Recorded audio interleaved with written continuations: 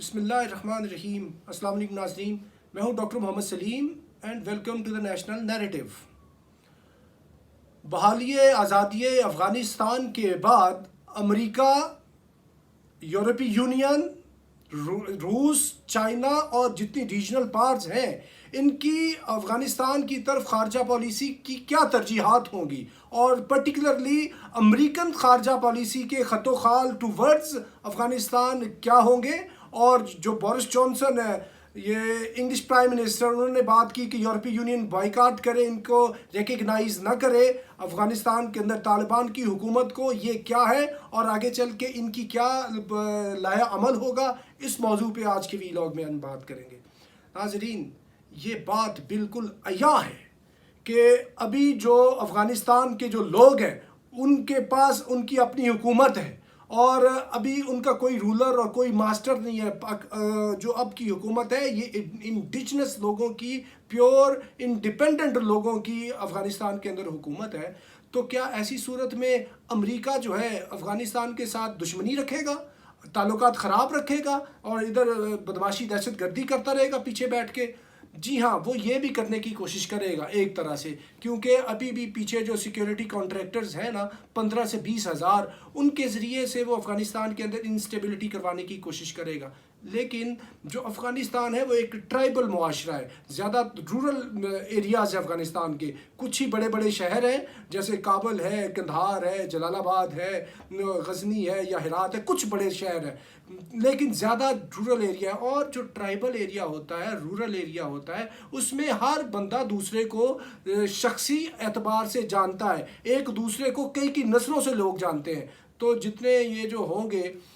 miscreant elements, all the contractors, all the terrorists of CIA, DAEN, Z-Corps, Daesh, IS، یہ سارے they would be identified very easily، اور ان کی کوئی جگہ نہیں ہوگی افغانستان میں۔ اس چیز سے گھبرانے کی ضرورت نہیں ہے، اور امریکہ اس چیز میں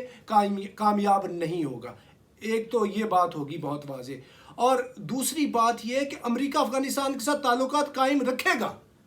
ایسے ہی رکھے گا جیسے یہ ویتنام کے اندر اس کو اتنی شکست ہوئی، 60-70 ہزار امریکی مرا، دنیا کی اتنی بڑی ہیومیلیٹنگ ڈیفیٹ اس نے فیس کی، لیکن اس کے بعد کیا اس نے اس کے ساتھ تعلقات چھوڑ دیے؟ اس نے اس کے ساتھ بہت ہی اچھے تعلقات بنا لیے، اور آج امریکہ کی اور ویتنام کی اتنی زیادہ آپس میں تجارت ہے، اتنے گہرے تعلقات ہیں، اور یہی کام یہ ادھر افغانستان میں کرے گا، کیونکہ افغانستان تو ویتنام سے بھی بہت زیادہ امپورٹنٹ ہے انٹرنیشنلی، کیونکہ افغانستان نیبر ہے چائنا کا۔ افغانستان کے ریجن کے اندر ادھر رشیا ہے، اور ادھر یہ ساری کی ساری جو دنیا کی جو وہ پاورز ہیں وہ ابھی ادھر بیٹھی ہوئی ہیں، کیونکہ this is century of the east, this is century of China, اور یہ پورے کے پورے اس خطے کے اندر افغانستان کیا ہے؟ افغانستان ایک دل کی مانند ہے، اتنی زیادہ امپورٹنس ہے۔ تو کیا امریکہ افورڈ کر سکتا ہے کہ ادھر سے وہ اس کی کوئی پریزنس ہی نہ ہو؟ ناٹ ایٹ آل، امریکہ بالکل افورڈ نہیں کر سکتا۔ امریکہ دوبارہ چاہے گا کہ ان کے ساتھ انگیجمنٹ ہو، تعلقات یہ بنائے، اور ادھر بیٹھ کے چائنا کے اوپر رشیا اور یہ سارا جو سی پیک اور BR ہے، یہ بیلٹ اینڈ روڈ انیشیٹو ہے، اس پہ کسی نہ کسی طریقے سے یہ نظر رکھ سکے، تو امریکہ جو ہے دوبارہ افغانستان کے ساتھ تعلقات اپنے ٹھیک کرے گا۔ اس کی آپ کو میں نے مثال دے دی ہے، جیسے اس نے ویتنام کے ساتھ تعلقات ٹھیک کیے ہیں۔ اور جو جہاں تک بات ہے بورس جانسن کی سٹیٹمنٹ کی، وہ یہ کہہ رہا ہے کہ جی پوری یورپی یونین کا بائیک آؤٹ کر دے۔ بھئی کون سی اب یورپی یونین؟ تم کس یورپی یونین کے اندر ہو؟ تم تو بریگزٹ کے تحت وہ تم نے تو اس کو بائیک آؤٹ کر دیا، نکل آئے یورپی یونین سے۔ تو ایک تو یہ بات ہو گئی، دوسری یہ جو بورس جانسن کی سٹیٹمنٹ ہے اس لیے اتنی پائیدار نہیں ہے کہ یورپی یونین کے ساری کنٹریز جو ہے نا وہ غلام نہیں ہے انگلینڈ کے، اور وہ انہوں نے تو امریکہ کی بات نہیں مانی ایران کے متعلق۔ دیکھیں ایران پہ پابندیاں لگی ہوئی تھیں، اور امریکہ نے پوری دنیا کو پریشرائز کیا کہ دنیا کا کوئی کنٹری ان کے ساتھ ٹریڈ نہ کرے، کوئی کاروبار نہ کرے، لیکن اس کے باوجود یورپ کے کتنے کنٹریز ایران سے تیل لیتے رہے؟ جرمنی تو ببانگے دہلیے بزنس کرتا رہا ایران کے ساتھ، اور بھی جتنے کنٹریز تھے وہ کہتے ہیں ہم نے تو بزنس کرنا، سستا تیل مل رہا ہے ہمیں، ہماری ٹرمز پہ مل رہا ہے۔ تو یعنی سخت پابندیوں کے ٹائم انہوں نے ایران کے ساتھ کاروبار کیا ہے، تو انہوں نے تو یورپ کے ملک نے تو امریکہ کی بات نہیں مانی، تو ابھی انگلینڈ کی وہ حیثیت نہیں ہے، تو لہٰذا یہ جو ابھی اس نے بڑک ماری ہے انگلش پرائم منسٹر نے، یہ بڑک کامیاب نہیں ہوگی، کیونکہ جو ریجنل جو کنٹریز ہیں، جو بڑی جو سپر پاورز ہیں، رشیا اور چائنا، یہ اس کو ریکگنائز کرنے چاہ رہے ہیں، پاکستان ریکگنائز کرنے چاہ رہا ہے، ایران، ترکمانستان، ازبکستان، قازقستان، یہ جتنے سارے کنٹریز ہیں they are going to recognize افغانستانی طالبان گورنمنٹ، بیکاز وہ لیجیٹیمیٹ لوگ ہیں، انہوں نے ریزیوم کی ہے اپنی گورنمنٹ۔ تو